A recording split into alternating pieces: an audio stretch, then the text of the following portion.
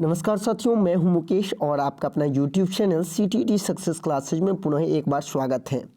साथियों, जैसे जैसे अब शिक्षक नियोजन इकाई द्वारा अंतिम मेधा सूची जारी किया जा रहा है, अभ्यर्थियों का कमेंट जो है लगातार बढ़ रहे हैं और जो सबसे ज़्यादा कमेंट आ रहे हैं वो है कि सर औबंधिक मेधा सूची में गलती होने के कारण मैंने आपत्ति डाला, लेकिन आपत्ति का कोई भी निराकरण निकल के नहीं आया। यानी आप समझ सकते हैं, अंतिम मेधा सूची में पुनः उन अभ्यर्थियों का बहुत सारे ऐसे चीज़ हैं जो गलत ही हैं। उनके लिए अभ्यर्थी को अब क्या करना होगा, कौन सी त्रुटि है, उसको किस प्रकार से सुधार कराना होगा, क्या करना हो आगे आगे क्या उनसे दिक्कतें होने वाली हैं, उसका क्या निदान हो सकता है, ये सारी जानकारी इस वीडियो में हम देने वाले हैं। तो वीडियो को आप शुरू से अंत तक जरूर देखें। सबसे पहले नंबर 1 पॉइंट हम लेते हैं कि औबंधिक मेधा सूची में यदि आपका नाम, बहुत सारे वगैरह वगैरह, यदि आपका डेट ऑफ बर्थ, कोटि, इसके बाद आपका मेधा अंक यदि गलत हैं तो आपको उसके लिए आपत्ति करना होगा। तो बहुत सारे साथी ने उसके लिए आपत्ति भी किया है। अब सवाल यहाँ तक तो सही है कि आपत्ति करना है, तो आपत्ति अभ्यर्थियों ने किया, लेकिन आपत्ति करने के बाद भी उनका सुधार नहीं हो पाया है और इसको लेकर अब अभ्यर्थी चिंतित हो रहे हैं कि आपत्ति करने के बाद भी सुधार क्यों नहीं हुआ।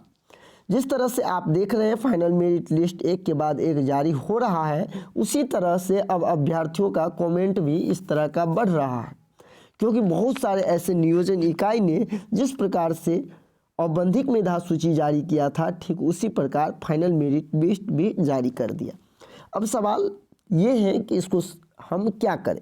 तो आप लोग ध्यान दीजिएगा कि सबसे पहले आपको ये देखना है कि आपकी जो त्रुटि थी वो क्या था जिस पर आपने आपत्ति किया था। नंबर 1, उसके लिए सबसे पहले आपको आपत्ति करने के साथ साथ आपको आपत्ति रसीद मिला होगा। सबसे पहले आप उसको अपने पास बिल्कुल सही से रखें, क्योंकि उसका बहुत ही आवश्यक रूप से आपको कार्य लगने वाला है आगे काउंसलिंग में, क्योंकि तभी आप कुछ दावा कर सकते हैं। अब सवाल उठता है ये कि इस गलती के कारण आपके नियोजन पर क्या कुछ प्रभाव पड़ सकता है। तो नियोजन पर यदि आपका सबसे बड़ा प्रभाव पड़ने वाला है वो आपका मेधा अंक से और आपके कैटेगरी से। ये दो चीज़ सबसे मस्ट होना चाहिए अभ्यर्थियों का सही।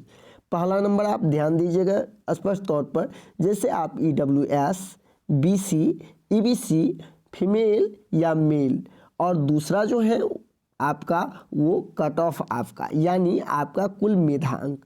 यदि इन दोनों चीज़ में गलती है तो समझिए फिर आपके लिए समस्या है। और इनके अलावा जैसे कि किन्हीं का नाम गलत हो, किन्हीं के पिता का नाम गलत हो, या किन्हीं के TET या अन्य कोई भी ऐसी चीज़ है जिनका रोल नंबर गलत हो, बशर्ते आपने जिस आवेदन पत्र को जमा किया था उसमें आपका सही हो, फिर आपको नियोजन काउंसलिंग में किसी प्रकार का दिक्कतों का सामना नहीं करना पड़ सकता है। यदि आपको आपत्ति करने के बाद भी सुधार नहीं हुआ है तो, और यदि आपत्ति करने के बाद भी आपका यदि कुल मेधा अंक और साथ ही साथ आपका कैटेगरी में गलती है, तो इसके लिए आप काउंसलिंग से पहले ही आप उस नियोजन इकाई में पहुंचकर हैंड टू हैंड वहां आप पुनः एक एप्लीकेशन जमा कर सकते हैं, दे सकते हैं।